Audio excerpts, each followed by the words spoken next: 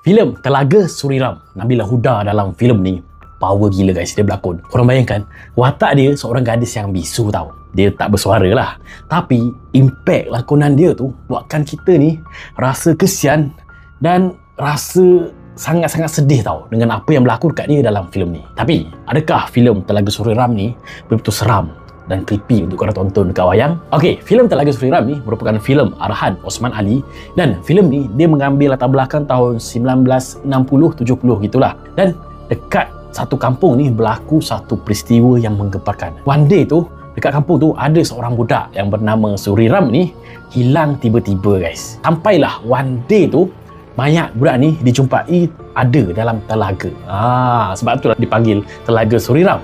Tapi persoalannya, apa yang berlaku dekat budak tu? Siapa yang bunuh? Dan yang paling dahsyat lagi, si budak Suriram ni dia rapat dengan Maimun tau. Maimun ni lakonan Nabila Huda tadi lah. Maimun ni seorang yang bisu dan dia lebam. Maksudnya dia ni istimewa lah. Nak dia cerita, masa Suriram tu hilang, kali terakhir tu dia bersama dengan Maimun tau. So memang satu penduduk kampung ni semua salahkan Maimun dan nak tangkap Maimun, lepas tu dia nak hukum Maimun tu guys. So apa yang berlaku lepas pada tu, korang semua kena tengok sendiri filem ni guys. Ok, apa yang aku best dalam filem Telaga Suriram ni?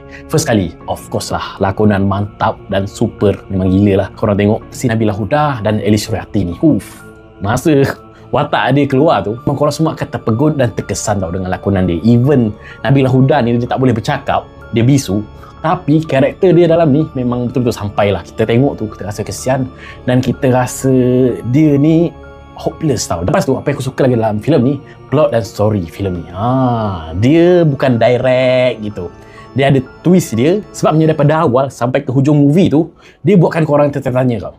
Adakah Suriram ni kena bunuh dekat seseorang, tapi siapa pembunuhnya? Dan adakah sebenarnya memang hantu ataupun jembalang yang bunuh Suriram tu? Dia macam tertanya-tanya tau. So benda tu yang best lah. Cuma aku dah boleh agak lah awal-awal tu macam aku rasa dia ni gini. Punya betul. Ok, apa yang aku tak best pula dalam filem Telaga Suriram ni? First kali, CGI yang digunakan dalam filem ni untuk hantu, untuk beberapa scene tu, dia buatkan kita rasa hilang rasa seram tau.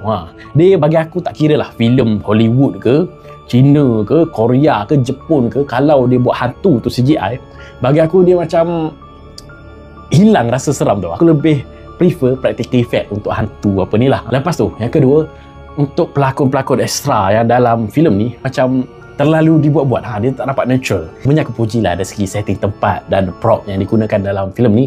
Dia memang nampak lah filem tu 70-an, 60-an gitu. Nampak lama tau. So, kalau korang semua nak tahu apa yang berlaku dalam filem Telaga Suriram ni, korang semua boleh tonton filem ni dekat wayang.